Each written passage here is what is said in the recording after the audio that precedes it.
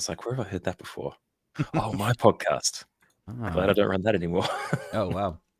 All right. So, hi, everybody. We are in, and yeah, we are here with a special guest, Matt, who comes to us from all the way over in Australia today.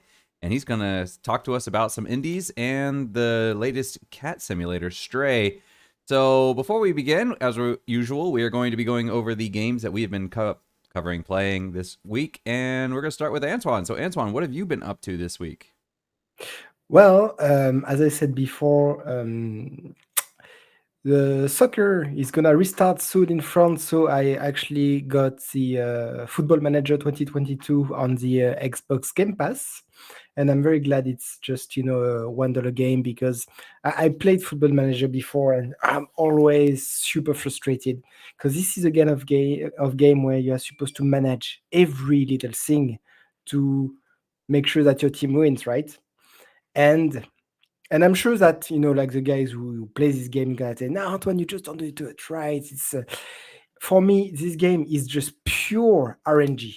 You just restart the same game with the same parameter 10 times, you're gonna get 10 different scores with 10 different, completely different scenarios.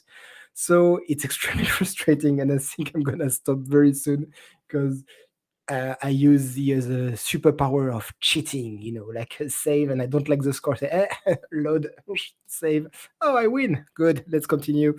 So, I'm like, yeah, I'm so happy. I'm at the top of the league. Yeah, but I keep cheating, so it doesn't really matter. So, yeah, this kind of simulator is unfortunately not for me, even though I really love soccer, and I'm gonna stop very soon. It's what I did this week, but I'm just gonna watch live soccer. It's gonna be much better for me.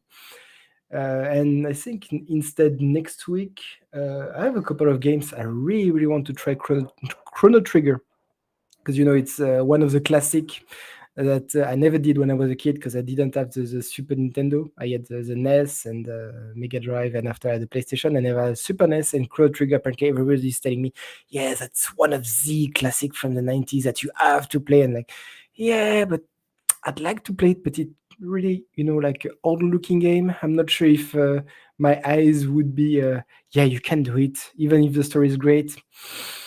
I don't know, but I have been watching Suikoden 2 in streaming the whole week because I did this Suikoden 1 and 2, and I really like the story at the time. And one of the YouTubers I'm usually watching actually redid both titles, and maybe it's time to go back in my memories. So maybe it would be a good time for Chrono Trigger.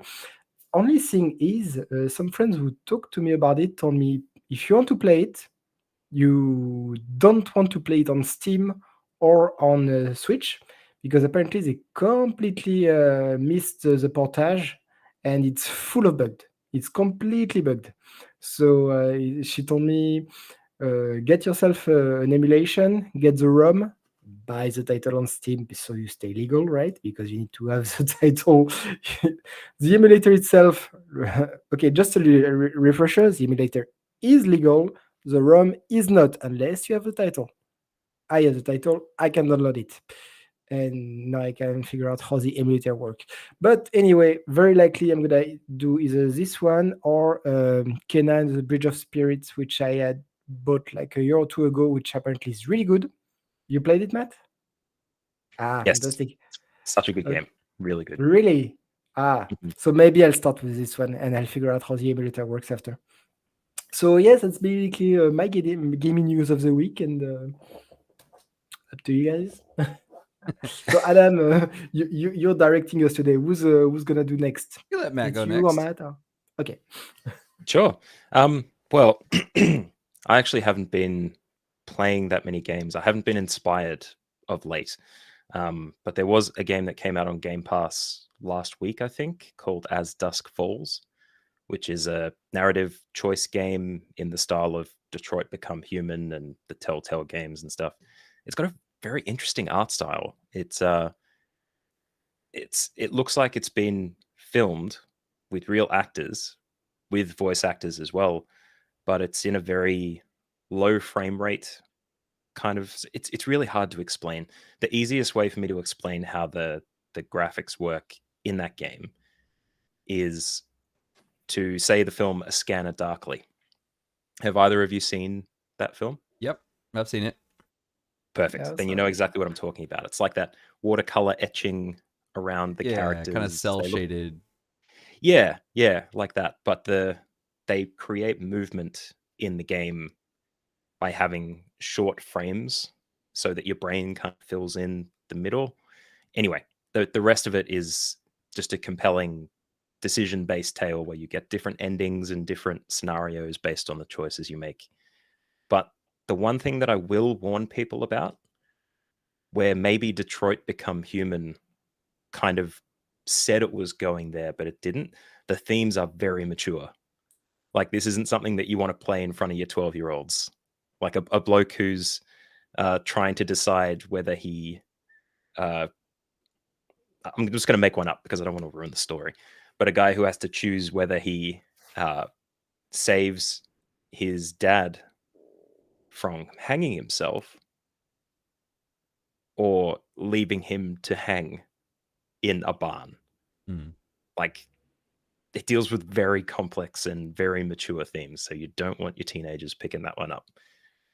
And that's really cool.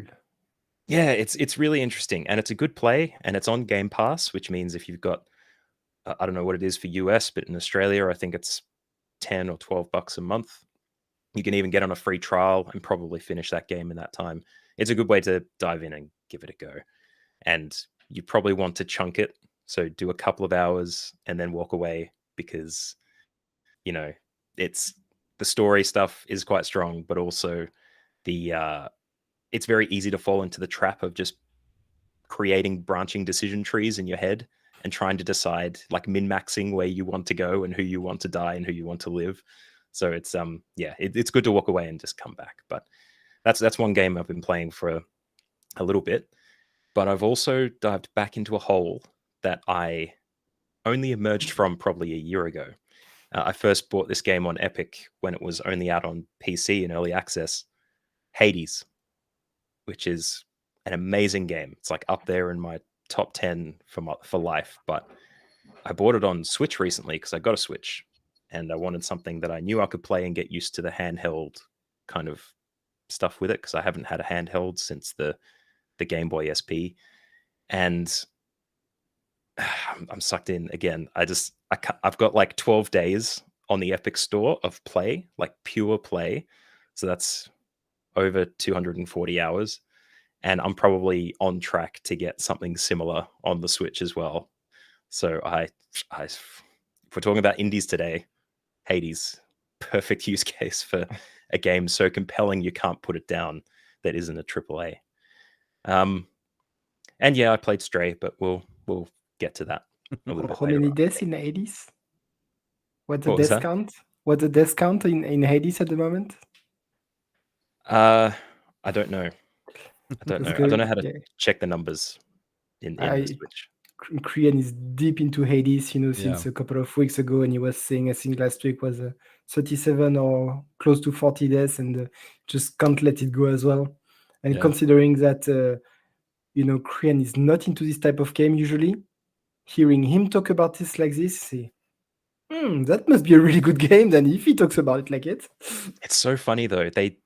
There's games that talk that kind of spread themselves thin, where they're like, okay, we need to catch the people who enjoy roguelikes and people who enjoy compelling story and people who enjoy really compelling artwork or good voice acting. But it gets tens across the board for everything. So you can play just to keep playing the game, or you can play to get even more story because they've got, like, they don't duplicate lines. There is never a character you talk to in that game that says the same thing twice. And I think for Zagreus, the main character, they've got like 6,500 lines recorded in that thing. It's ridiculous. And yeah, it's just that they keep piling on more and more story, even though it's a very encapsulated game. It catches you. It does. 10 out of 10. Always. Yeah. Yeah, it's funny because Crian's been talking about that for the last few weeks, and then you come in and pick up where he left off. I have a question about As Dusk Falls. Is it how many different branches really are there? Like, what's the replayability on it, as far as being able to explore different branches? Yeah, I think there's a mechanic in there where you can load episodes and redo portions of the game. I'm not sure if that's after completion or not because the menu is it doesn't vary too much. So, but the paths diverge rapidly and very wildly. Like sometimes there can be 3 options, and sometimes the story is separated into books. So there's book 1, book 2, book 3.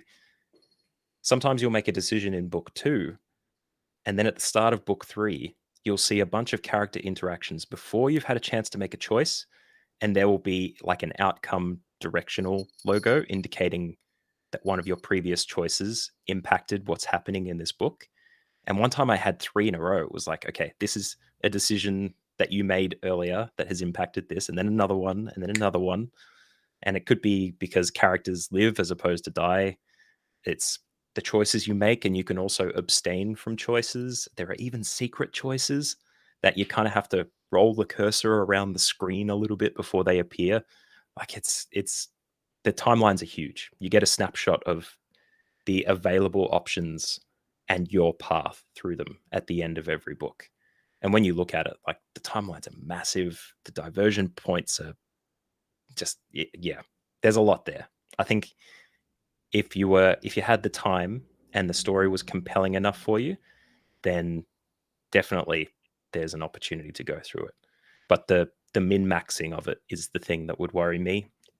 Like if you make one choice somewhere and then that choice impacted your ability to hit that decision tree in a particular way, or you miss it completely for something that you didn't realize you were deciding on. It seems like it's that kind of game. You can't really, logic tree this stuff. You have a chat with your wife and talk about a mysterious text she got from a bloke, and then 3 books later, she might push you off a cliff or something. Who knows? Anything could happen.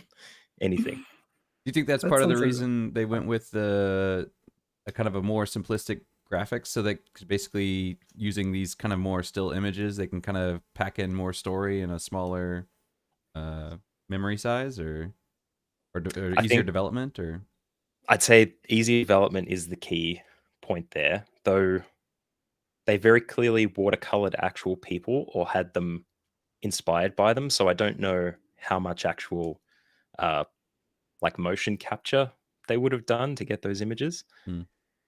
But the kind of stuff included in the story sometimes is like Michael Bay stuff. There's explosions, there's helicopters, there's car chases, train scenes. Like there's so much stuff in there. It's like trying to create a big budget film in a game, which for a smaller team, which I think they diverged from another bigger team. I don't think they were Telltale people. I think they were part of another decision-based narrative game like that. But yeah, I think with the smaller team, you want to try and limit how much development you actually have to do. So yes, I'd say shorter development time makes that stuff easier. But you don't feel like you're missing out. After a while, your brain just kicks into the style and you kind of fill in the gaps. Big poofy red cloud explosion. Great, cool. Antoine, you were going to say something, or? No, it's just it sounds a lot more deep and maybe more mature than Detroit, which would be very interesting because Detroit fell flat, to be honest, for me. So which is that's funny why- because there's Detroit Become Human and there's also Human Fall Flat. Those are two. Sorry, couldn't help myself. It's okay. It's okay. No, it's just I'm taking notes now because now there's a lot of games I want to wishlist. Yeah. Well, I know what you mean. Detroit definitely fell flat, but I think they were hesitant to push the envelope because it was Quantic Dream that made that, wasn't it? No. And I think so, yeah. being a French studio and doing the previous games that they did, like the one with Elliot Page in it. Beyond Two Souls? Beyond Two Souls. Yeah, very was good. I thought it was good too. It was really good, much deeper, actually, much more traumatic in a way. But also explores a supernatural element that kind of lends to the story strongly. Like it made sense. Whereas Detroit, I think, notoriously had that initial trailer at a E3 or something that had a number of choices involving child abuse in terms of the parents upon the android's exploration of the scene. And then there was a lot of kickback about that kind of content being in there. So it's entirely possible they pulled back the reins on Detroit a little bit to make it, more PC, as it were. Listening to the haters, always a bad thing to do. Well, it's going to lend to our discussion a bit later on too, like AAA versus indie. AAA Exactly, is yeah. often answerable to these things to make sure they can capture a wider audience and get more of that sweet money. Moolah. Mm. All right. Well, then I will just real quickly recap what I'm playing because I'm not playing anything new. I'm still doing .hack GU. I've made a little bit of progress in that this week, actually. And No Man's Sky with Crian on Saturdays. And Final Fantasy 14 is still doing their Moogle Tome event, so I'm harvesting those. Although there's only really one thing I want this time, so it'll go pretty quick this time. Usually it takes me a little bit of time to do it, but yeah. So those are the games I'm playing. Quick and simple. Okay. So moving on. Yeah. So Crian found Matt. You have your own podcast, right? So you want to tell us a little bit about your podcast and what you do there? Sure. Well, I started the Dead Drop for 10-minute video game news a little while ago. My byline for why the podcast exists is to pull out the information from all of the cruft and the padding in all those articles you read. So you've probably seen more commonly a Kotaku article, but something from Video Games Chronicle or one of the big sites, and they've got this huge article, and you're thinking, yes, I'm going to find out a really succinct and unpacked piece of information about the Activision Blizzard acquisition. And you find out that the first paragraph is what you wanted to know, and the rest is a history of video games and acquisitions from the past 20 years, which maybe you needed, maybe you would like to read that, maybe not. So the mission for the Dead Drop as a podcast, very short form podcast, is to give you the information you need. I kind of add my spin on it a little bit and give my opinions and try to interpret the information a little bit. And we cover 6 or 7 news stories every episode, and I run it twice a week on a Monday and a Thursday. Admittedly, it's Australian time, so that could be the day earlier if you're in the US, or if you're fortunate to be in Taiwan, then it'll be day of. You just get it a little bit earlier than you expected. But yeah, twice a week, video game news. I try to feature podcasts that I guest on as well, like keeping it in the video game realm. And trying to connect with the broader podcasting community as well. So if anyone listening is a podcaster and would like to connect with the Dead Drop somehow, feel free to hit me up at... I always suck at doing the socials. I really suck at it. That's okay. We can include those in the comments and whatnot. So yes, but starting point, deaddroppod.com. It's partly why I suck at them, because it's easy to say Dead Drop Pod, but it's not that. And to add a layer of confusion to this, Dr. Disrespect announced a game called Dead Drop, which isn't Dead Drop, it's Dead Drop as one word, which is an FPS shooter, which is apparently terrible. So, I was hoping I'd leverage a little bit of not money, but a few listeners stumbling across my podcast, but I'm not sure Some if that'll good be visibility. visibility. Yeah, I've reached out on Twitter, but not sure he'll hit me up. He is Dr. Disrespect. But anyway, if you want quick video game news every day, subscribe to my podcast and I will give you what you need. And to stay on the topic, like indie versus AAA, I would rather listen to your podcast rather than, I don't know how it works for IGN and stuff like this, but in France, of course, I'm French, so I'm looking at, say, jeuxvideo.com. The news you have or the review you have is widely influenced by the money that studio give these, so it's not independent. And sometimes this game is fantastic, now it's crap. It's just because they gave money for one guy to play 20 minutes of the game and they don't see anything, and as soon as there's one big boss which is a bit too hard to beat, All right, that was fantastic, great stuff, 10 out of 10. So I'd rather listen to an unfiltered indie news show rather than reading. Again, I don't really know if IGN works like this, but at least I know that jv.com does, and I don't like that. Can't Yeah. get good news like this.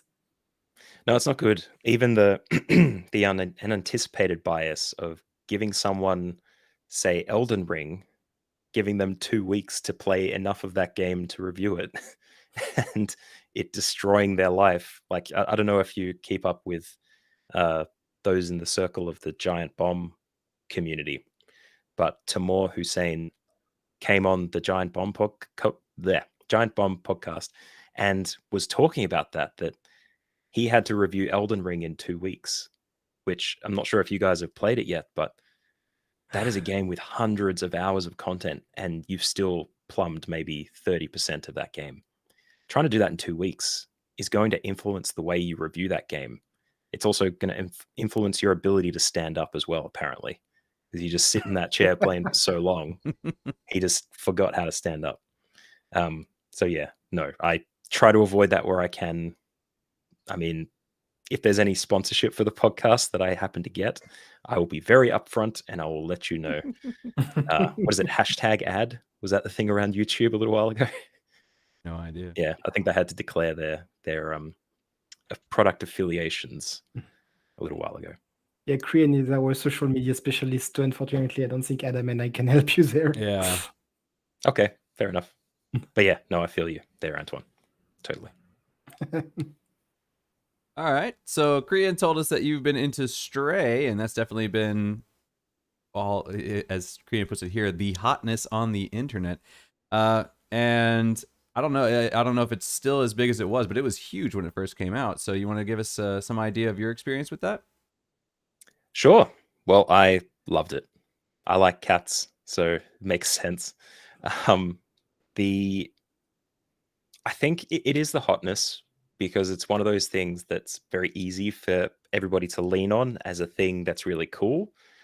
You've probably seen tons of posts on social media of people playing the cat game in front of their cats or their dogs and getting reactions and stuff. It's a really great way to engage, not the game, but things outside of the game, which I actually like as well. The game itself is relatively short. It's probably 5 or 6 hours if you're taking your time to go through and explore the world a little bit, though there is an achievement in there for completing it in under 2 hours. So that might be a second run if you want to do it again. But I did really enjoy it.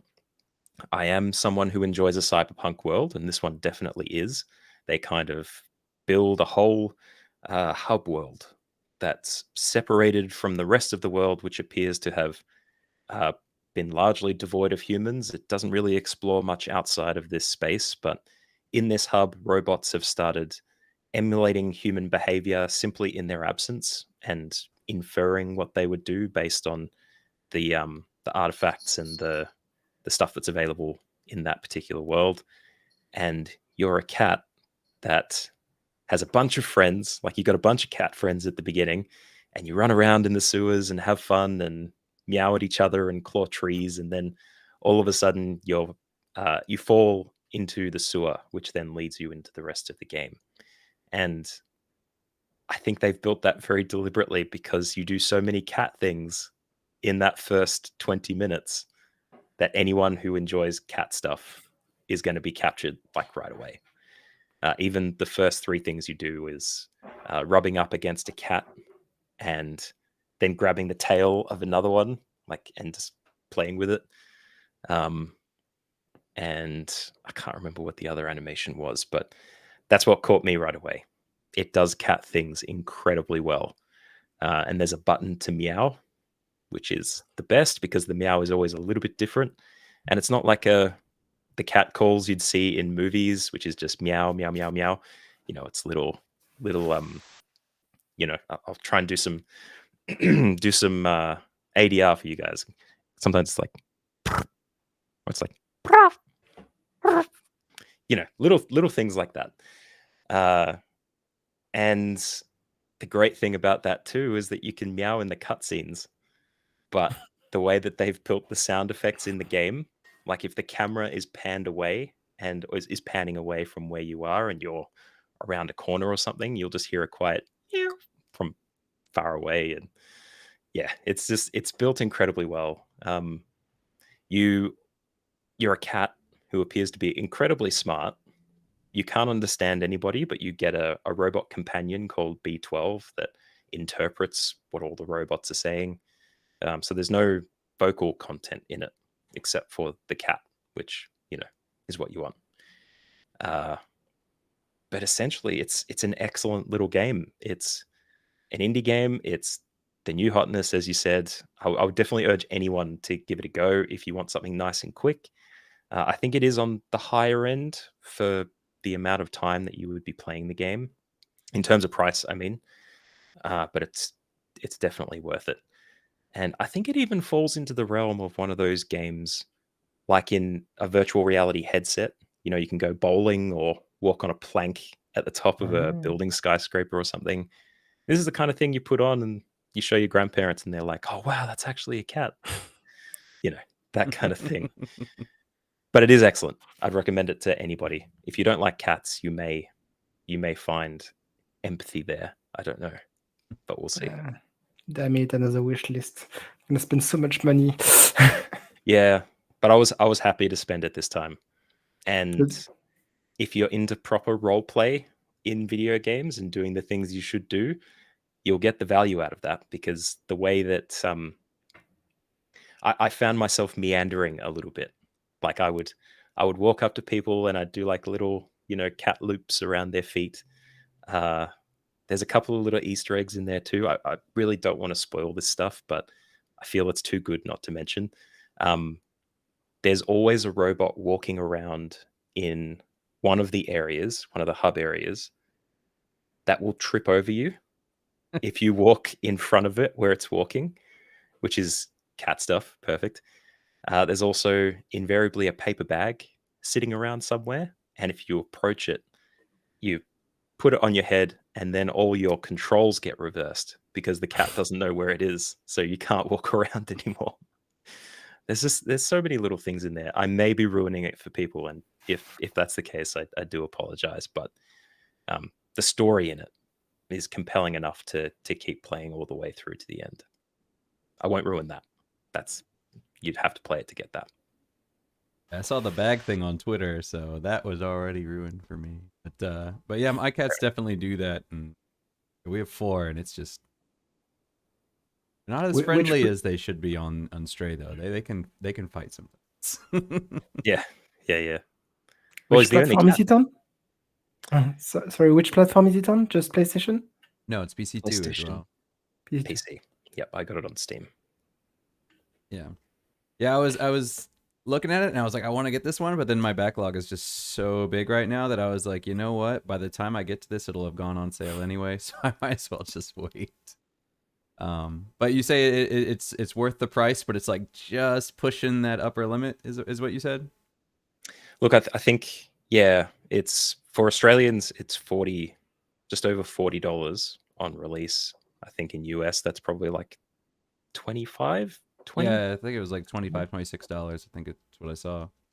Yeah, and there's always the $1 1 hour comparison of games that people make. But I think this is a game category which is interesting and of its time, because currently we're looking at the dirge of video games because of a post-pandemic world. We've run out of games to be released that were developed or partially completed before lockdowns and before the pandemic response really kicked up.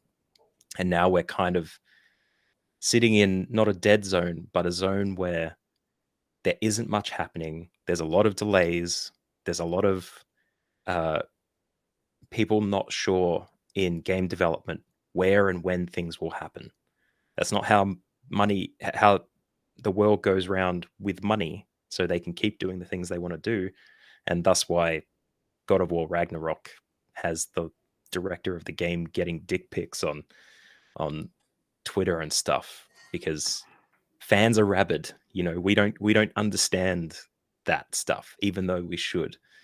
And Stray's category, I think, is a game with very high acclaim. It's been talked about for a long time, but it's not sold as a short indie experience. Like, it has all of the marks of a game that's bigger than it is, and does a lot more than it actually does, which is unfair because it does all the things it does incredibly well. But the other thing that I think is in this category is and this sucks. There's so many games that I can't remember the name of it, but it was the horror game that came out earlier this year. Not a horror game, but the one with the hands that's based in Tokyo, Japan. There's like a singularity event. Ghostwire Tokyo. Ghost, yeah. That one.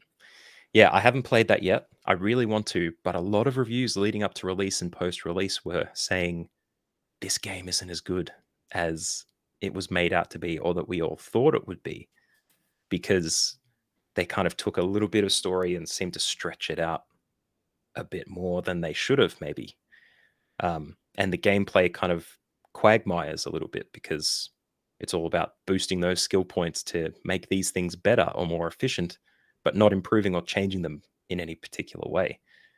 And funnily enough, it's got the same vibe as Stray does a little bit, same kind of environment, a dark kind of neo-current sort of place to look at, and probably the same price range too. So it's these are two games that I think are I was about to say epidemic, but endemic to these times that we're in terms of games. We just it implores the gamer to appreciate things for what they are and not for just how much they cost. It's a weird thing. For Ghostwire, I think this is the one which was published by Bethesda, which is why I didn't took it, because Bethesda is not in my good books these days. So just because of this. And a quick question on Stray, because I actually have no idea what kind of gameplay it is. Do you think they made it so short so that they can enter maybe the world of e-gaming with esports, sorry, with some speed records, some, like doing less than an hour and 30 minutes, such as like Celeste, for instance, or you have to be extremely skilled to grab 1 second more than your opponent? You think they could do that with Stray, or it's really just exploration, ambience, and it has nothing to do with esports? If they can start an esports league for Stray, I will be very surprised. Fair enough. It's just I because think- 2 hours, I yeah. was like, did they aim at it somehow? But I don't know why that achievement exists, to be honest, because I don't know. It might be a cat meme thing that I'm not aware of. Cats just sprinting around the house, maybe for no reason whatsoever, or maybe it's just a way for them to get a second play out of people, so they get more enjoyment out of the game. But part of the enjoyment is doing those little cat things, and you can be sprinting across the map doing the bare minimum and just hammering that meow button as you're going through. It's not as fun as sitting there looking up at something for 10 minutes for no reason and then walking away and doing nothing. Look, they could, if they announce multiplayer for Stray where you can cat with each other, that might be esports worthy, but I don't think so. I'm not sure. I think they're going for experiential as opposed to, I can squeeze my cat through that wire fence in the first level and get to the end like in 2 seconds. That would probably be the speedrunners game breaking stuff. And to be fair, I think this game, the way it works mechanics wise, is liable to be broken if it's not tightened up so much, because it looks like a platformer, but it's actually more like the Assassin's Creed wall climbing kind of thing, where you kind of angle it in a direction and press a button and it just animates across things. I think they call it context platforming, where you're not really jumping with accuracy. You just kind of get a prompt, you press a button, and the cat goes there, jumps there, or jumps across a chasm, or whatever it might be. It's a very long way to say no. Definitely no esports. But yeah, I just realized I hadn't explained how the cat actually works in the game, so I thought I'd sneak that in there. Yeah, I That's all right. saw. We like all the little details. Yeah, I saw something. Somebody was mentioning they were disappointed that there was no jump button, and they were like, what? I can't jump. I have to actually walk up to a table and then tell it jump on the table. So Yeah. But in saying that, you get small prompts that don't allow for much creativity, but you can jump on tables and interrupt mahjong games, and they all just go, "Why are you doing this? You're a terrible cat!" And you just walk off, meow, and yeah. There's opportunities to enjoy the movement. I don't think it needs it. I wouldn't have thought so, but people like what they like. How linear is it? Is it more open, or is it a pretty straightforward game? It's very linear. It's got a story that it wants to get done. You'll find that there are moments of transition between hub worlds that are one directional, so you can't go back to previous areas. And I think there's three main hubs where you can kind of wander around and explore and do tasks. Like there's someone who's collecting flowers in one of them of different colors, so you have to wander around the landscape and find those 3 flowers and bring them back, and then they give you a badge. But that's just extra stuff you can do. It doesn't really impact the story in any way. The little harness you've got has the badges on it. I only noticed that a little bit of the way through, that when you do those little extra tasks, that the badges pop on. But yeah, it's very linear. There's really no divergence anywhere. It's just how much you want to sit back and enjoy being a cat in a weird neo cyberpunk robot world. Interesting. Hmm. Okay, that covers all my stray questions. What about you, Antoine? No, same as well. I was thinking, shall we go into the indie versus triple A part of the podcast, because we're supposed to do this at some point. Yes, we are. But talking about cats, we can go on for hours. So Yeah, Antoine and I both have Yep. cats, so yeah, exactly. Mine just left, actually. Yeah, I want one badly. I don't have one yet. I'm actually planning to move in the next year or so, so it wouldn't be right to get one and then move country to abandon it. But you play a game like Stray and you're like, man, I really want a cat. I wanted to do cat things around me. Anyway, we'll stop. all right. So we got some questions here from Crian. The first one is, why do you think indie games have become increasingly popular, and do you think indie studios operate more efficiently than AAA studios do? Yeah, it's an interesting question, because there is very few AAA studios compared to the number of indie studios that you'd see. And I think that's by virtue of what they are. Like, someone doesn't just start up a AAA studio, they kind of have to get there. They have to earn their laurels, or at the very least have a massive investment portfolio in a number of games that take a long time to develop. But the indie scene is also one of game developers bootstrapping, like coming out of nothing and developing things alone. Like what was it called? Stardew Valley, for example. Massive game, huge. Everybody loved it. There's been updates for ages. One bloke did that for the longest time. And Same as Minecraft, right? Minecraft Yeah. was one guy. Started that way. Notch began it, and then it kind of took off from there. Lots of very small teams doing very interesting things with games. And I think the other thing to keep in mind as well is that indie games, while everybody wants money to keep doing what they want, but I think AAAs are all about the money for the most part. And it's a very interesting topic of discussion, particularly with Ubisoft being in the position that it's in now. AAA studio publishes a lot of games, develops games as well. They've had a lot of kickback for a lot of stuff they've done actually for a long time, like Ubisoft Quartz, the NFT sale platform, where I think they sold 12 NFTs over some length of time, and all for I think it was oh god, I can't remember the shooty games. I always suck at those. It was one of the shooty games that they do, Ghost Recon something something, and it was an old one that they were doing it for, so it didn't make sense.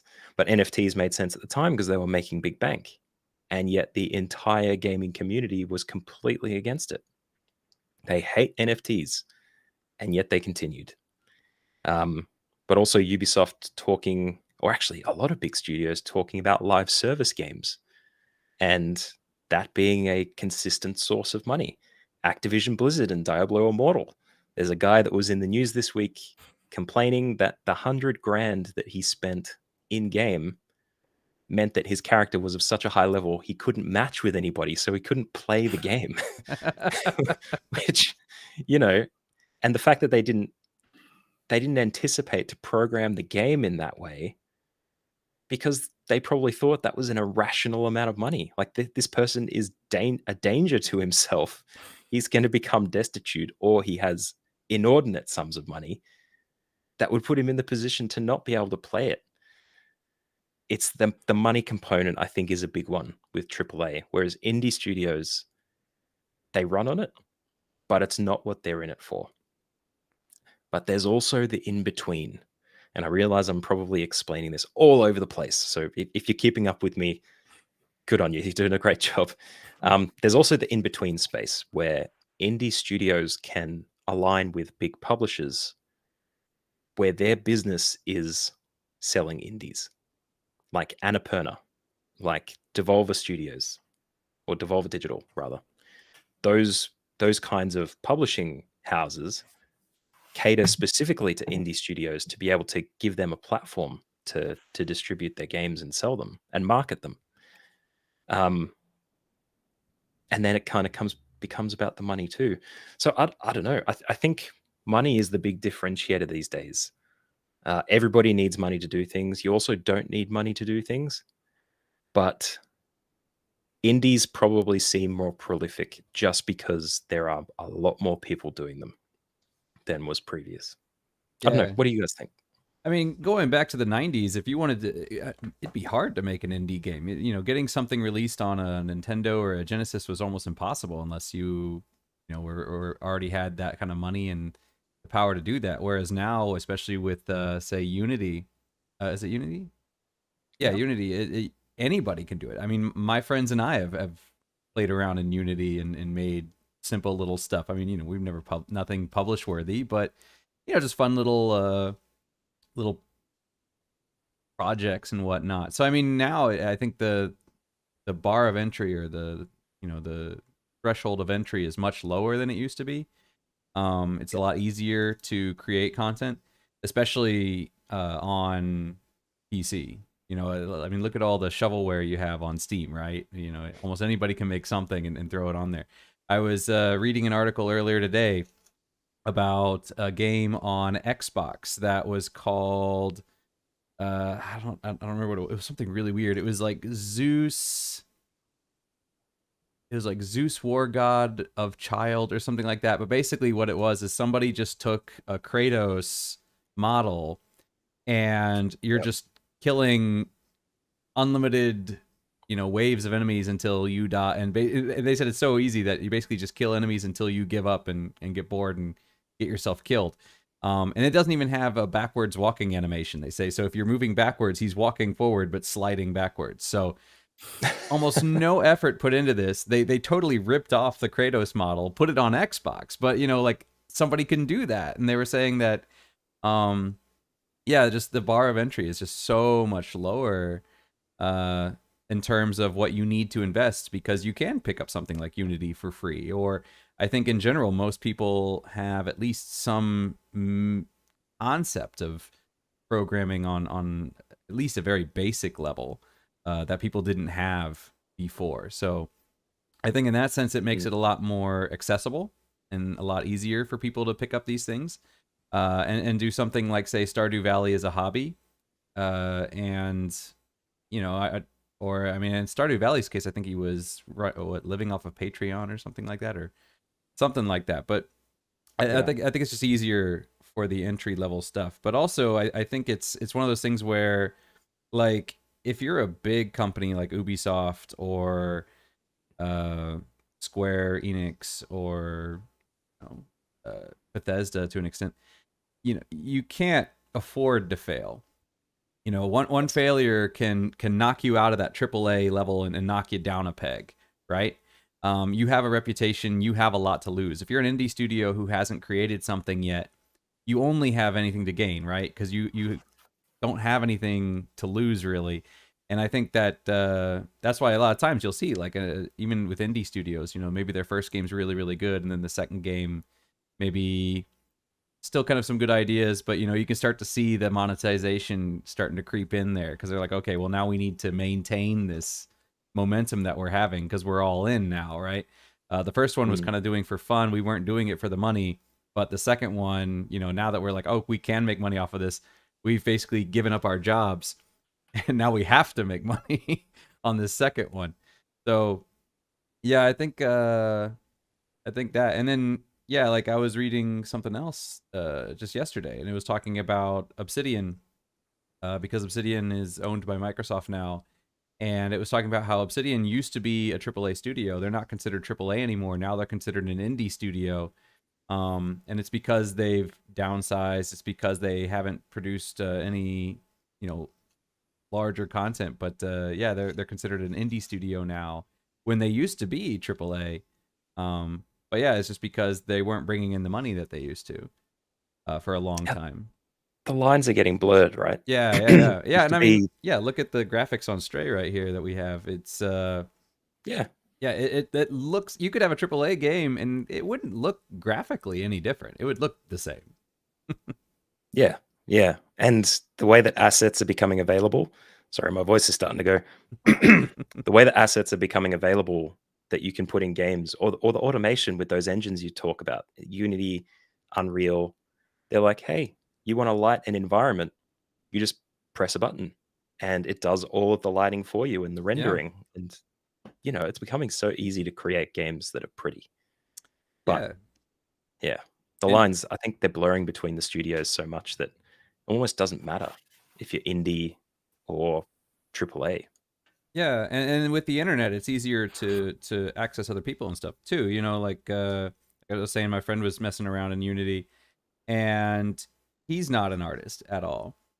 I have a bit of an art background. We have another friend that we work with who has a lot of an art background, I should say.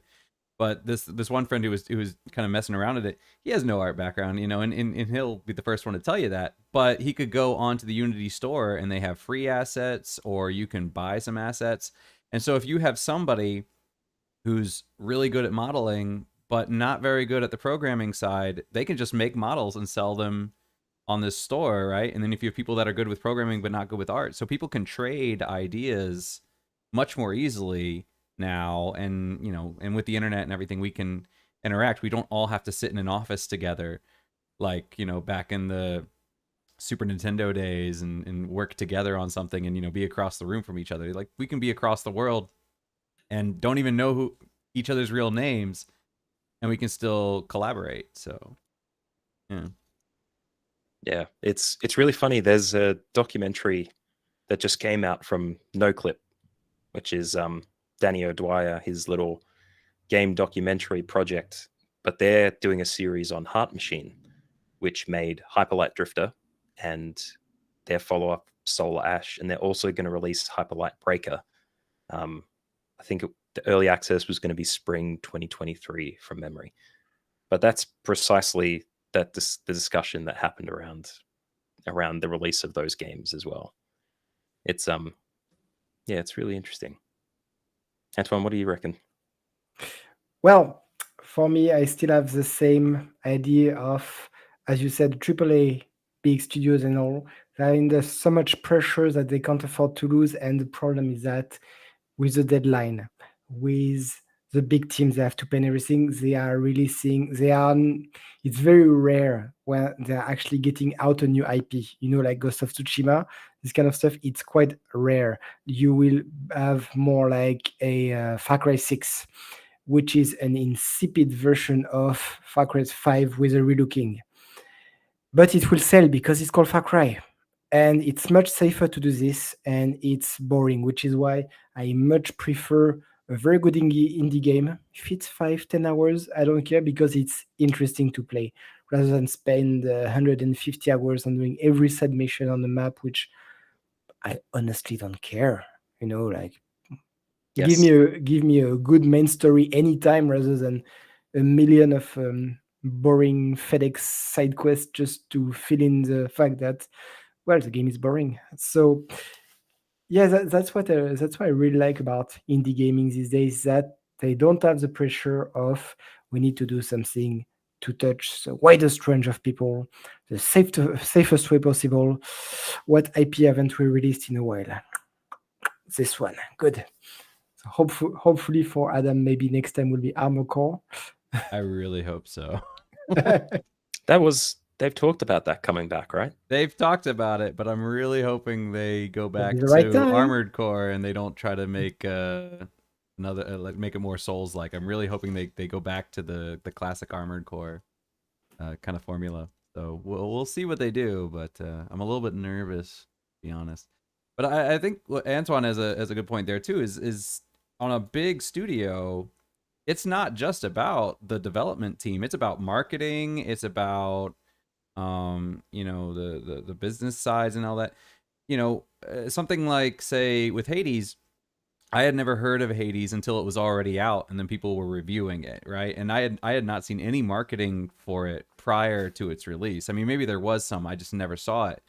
But once it came out, then they started. That's when I started seeing the marketing for it, and that's showing you what actual gameplay is. Whereas when you have something like what were you talking about, like Detroit Become Human, the marketing department comes out and then they say this is what you're going to get, and then they get feedback from fans and then they have to adjust for that.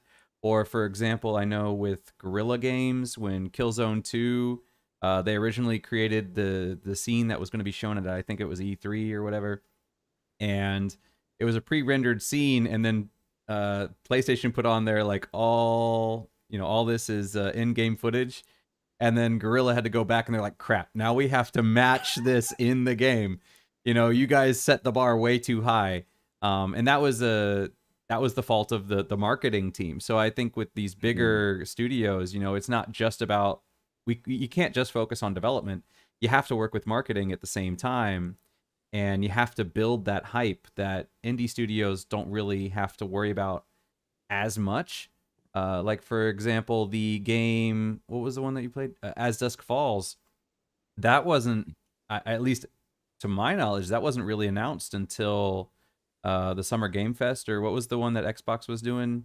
Was that the Summer Game Fest?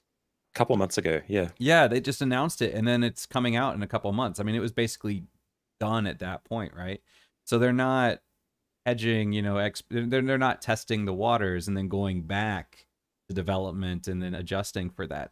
So I think that does give indie games a little bit more of a advantage in the sense that you can focus more on the vision of the creators and not have to match the expectations of the audience that a AAA game kind of needs to do in order to maintain that AAA status. Yes. But it's funny you mention marketing versus development, because the Battlefield thing from last year was really interesting, where the latest Battlefield was going to be authentic.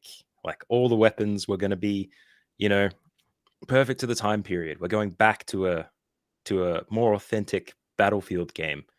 And then they release a Santa DLC or a character running around shooting. And more recently, actually, Zombies, isn't it? yeah, I think that's a Call of Duty thing more so. Or Call of But yeah, Duty, yeah. zombies were in Battlefield as well. And more recently, Call of Duty has purportedly stolen from an indie artist for a dog skin in their Floof Fury DLC pack. Oh, I saw the Duty. I saw a Yeah. picture and I saw the caption, but I didn't hear about that exactly. So what exactly happened there? Well, if you listen to the Dead Drop, you would know about it. But yeah, this artist had a set of concept characters because he's a concept artist for games. Had those on his ArtStation page, I think, and then he spotted this Samoyed skin in a Floo Fury pack, and he's like, "Hang on, this is exactly the same as the one that I've got." And there's an image in the article linked in the show notes if you want to check it out quickly. Matching all different components, it looks exactly the same. And he said, "Well, what do I do now?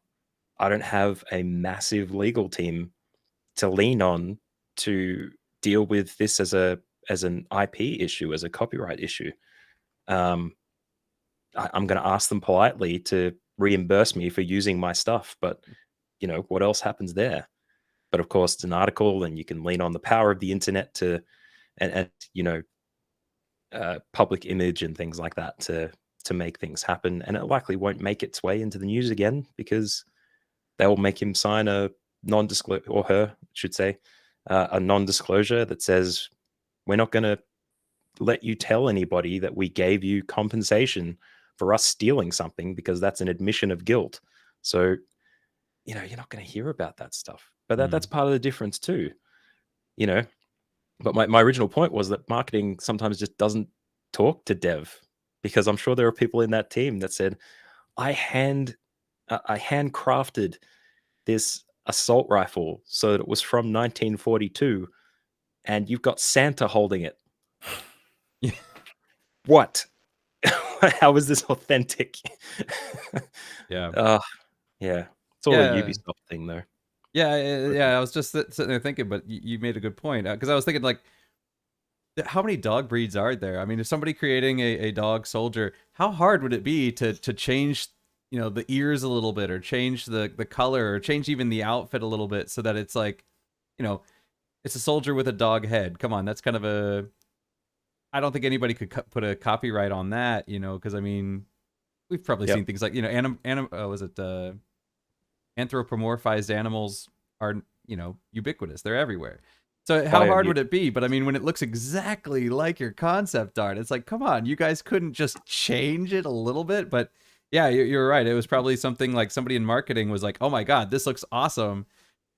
Took that exact picture and said, hey, put this in the game, right? And then didn't tell them, like, oh, I didn't come up with this. I just totally ripped this off somebody else on the internet, Yeah. But yeah. I could definitely see where, somebody saw that. They gave it to somebody else. They're like, we want this in the game. Didn't tell them that this was somebody else's idea. And so the person actually creating it isn't thinking like, oh, okay, I need to change it. They're like, okay, they said make this, I'll make this, right? So, yeah, lack of communication there. And indies probably have to do so much work when stuff like that comes up. Oh, yeah. The only case I can think of straight off the top of my head is The Forgotten City, which came out a little while ago. That was an Australian guy, actually, a guy who used to be a lawyer, who made a Skyrim mod initially and then blasted it out into a full-fledged game. But I can imagine him having to have tough conversations during his development time about how he can build the assets, what he can take from modding Skyrim that he can't use in his own standalone game. Yeah. Maybe even emails back and forth from Bethesda's marketing and legal teams about what he can actually build post-mod that is far enough away that they were happy to accept. And you don't have leverage in that space as an indie necessarily. It's a weird one. Yeah, you're using their engine and everything. It's like, how much of the code is originally yours and how much belongs to Bethesda? In a world where Gary's mod exists and, Valve engine for everything, right? Yeah. That's they're probably one of the only stories of game publishing where they still have a good reputation, at least from AAA perspective. Probably because they haven't published a game for a very, very, very, very long time. But when it comes to using assets and doing things like that, hand delivering Steam decks in the Philadelphia area, they just seem to do the right things. All right. So moving on, getting a bit long, but that's okay for me. I don't know, but you might need to go. But Crian just has a few more questions here. So, what do you think the future looks like for indie games, and how do you think they can compete with AAA studios? I don't think they have to. I think we're in a world now where you can have all the runway that you need to make something happen. Like if Stray is classed as an indie, that had a lot of advertising, a lot of discussion about the tech. I think it was 5 or 6 years ago that there was discussions about Stray coming out. They had 6 years. It came out with all the marketing it had. Amazing. Tunic, very much the same way. But then we also have Unpacking, which is an indie game that kind of dropped out of nowhere, at least for me. I don't think it had too much fanfare. And that became a crowd favorite because it's about unpacking things in a house, something that people hate doing, but still they enjoy it in this game. And I did, definitely. It's really good. Like It's a Power great Wash game. Simulator. Yeah. It's really great. Don't even get me started about Power Wash Simulator, man. I was on that train early, and there's even, in fact, podcast episodes from last year of me talking about it on the Game and Watch podcast, which I did with a couple of other blokes in the US, and I was like, Power Wash Simulator, man, it's so cathartic. It's a great experience. You don't have to. It doesn't ask much of you.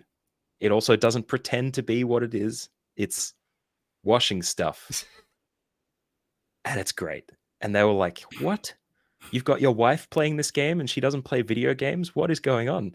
And then it drops on Game Pass and in the 1.0 release a month or so ago, and everybody's like, "Oh my god, power washing is amazing." I'm like,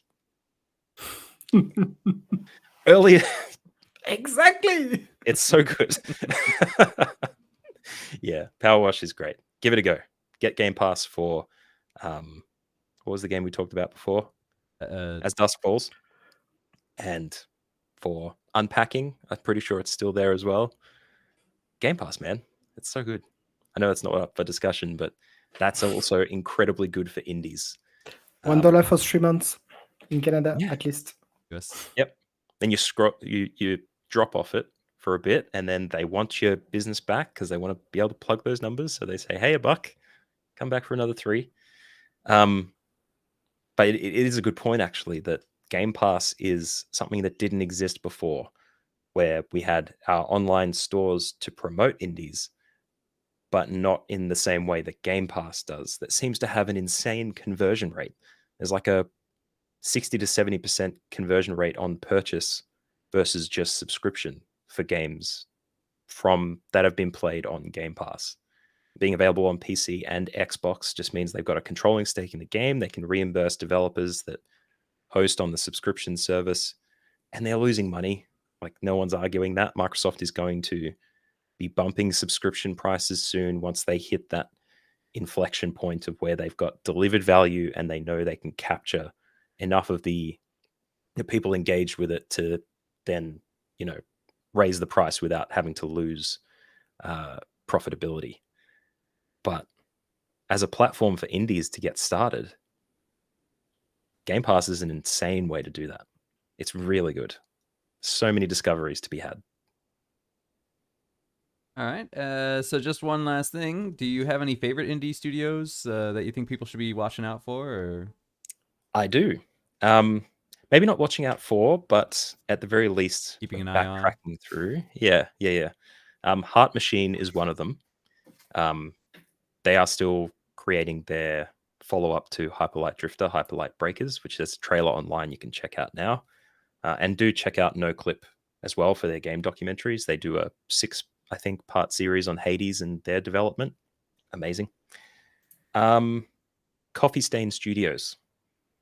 They are a part of the Embracer Group, that massive assembly of you could argue is a controlling stake in games in general. But they made Valheim. Well, they published Valheim rather, and they make Satisfactory, which is still in early access with an experimental tier. It's like factory building in a 3D environment. Think Factorio, but first-person building in a 3D world. It's amazing. You will sink days into that thing, no problem. So that was Coffee Stain Studios. Supergiant Games that make Hades, Bastion, Transistor, all those big games, same motif. Most of them are incredibly good. I would definitely keep an eye on those guys. Now, the two that are a little bit weird and lean into my esoteric game bent, Nilo Studios, who is currently working as Outside Game Studios to develop Binary Smoke, which is available on the Epic Game Store as an exclusive. It was meant to come out in spring this year, which I'm not sure if it's going to. I haven't heard anything about it yet. But Nilo Studios also made Assemblance and Assemblance Oversight, both indie games, and the bloke who runs that also does, contract work for other studios. So these games are few and far between, but when they're made, they're done well, and they're incredibly enthralling. They just suck you right in for what they offer. Sorry to name drop stuff, but I talked with the Waffling Tailors podcast with Jay and Squidge on an episode that was released last week where I talk about those games in a bit more depth, if you'd like to hear a little bit more, the Waffling Tailors. And the last one is Daniel Mullins, who made Inscription that released last year. Fantastic game, Inscription. Yes, it's excellent. He also made Pony Island, which I enjoyed. Yep, that's the kind of esoteric thing. You're thinking, what? My Little Pony Simulator? No, it's think Inscription, a little bit more lower key, but just as unusual and weird. Yeah, check that out then. Yep, add it to the list. But yeah, Daniel Mullins, he is the most unapologetic game developer you'll ever meet. But Inscription is just... it's really good. It's the epitome. I don't know how he could top that, but he's the guy to look out for. It's a very short list, also very long. Sorry, I kind of took over a little bit there, but they are all incredibly good studios to watch to see what they can release next. All right. Well, I think that's all for today. Antoine, do you have any other questions or? No, I think that's we covered the topic quite well. All right. Well, then with that, we're going to draw today's episode to a close. And just to remind everybody, check out your podcast, which is, again, the Dead Drop, or no, the Dead Drop. Yep. The Dead Drop. Separate words, right? Separate words. Okay. I want to work on a sponsorship with Dr. Disrespect. It's not going to happen. I'd like to. We'll see. All right. So check out the Dead Drop, but it's easier to find it as thedeaddrop.com. You said it's easier to Google it that way? deaddroppod.com. Deaddroppod.com. Okay. The Dead Drop podcast on Google should take you there as well. Okay. So go ahead and check that out. And yeah, that's about it. I mean, I guess the rest of our week we're going to be gaming, and we'll get back to you guys next week. So don't forget to subscribe to us and Matt here. And we hope to hear from you guys soon. So catch you all later. Thanks. Bye. Have a good week.